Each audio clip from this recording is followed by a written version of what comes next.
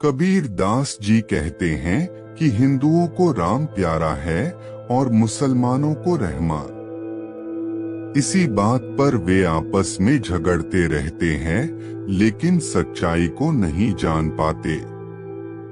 कबीर दास जी कहते हैं कि जो कल करना है उसे आज करो और जो आज करना है उसे अभी करो।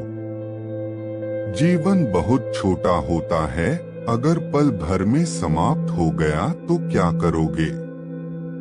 कबीर दास जी कहते हैं कि हमेशा धैर्य से काम लेना चाहिए। अगर माली एक दिन में 100 घड़े भी सींच लेगा तो भी फल ऋतु आने पर ही लगेगा।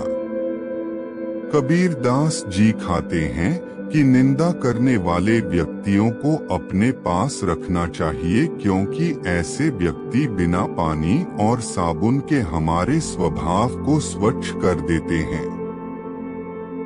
कबीर दास जी कहते हैं कि मांगना मरने के समान है, इसलिए कभी भी किसी से कुछ मत मांगो।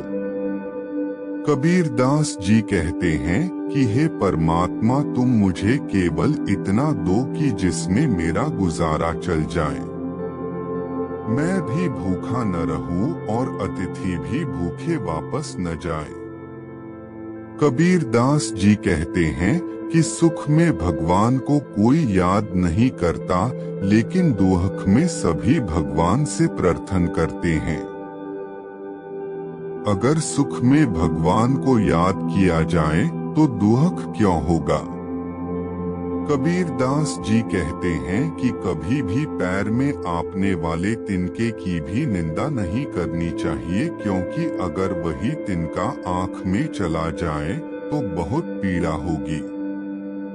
कबीर दास जी कहते हैं कि साधु हमेशा करुणा और प्रेम का भूखा होता और कभी भी धन का भूखा नहीं होता, और जो धन का भूखा होता है वह साधु नहीं हो सकता।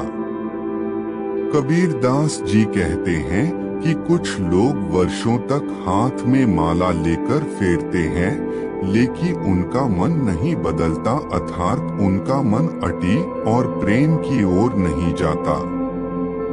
ऐसे व्यक्तियों को माला छोड़कर अपने मन को बदलना चाहिए और सच्चाई के रास्ते पर चलना चाहिए।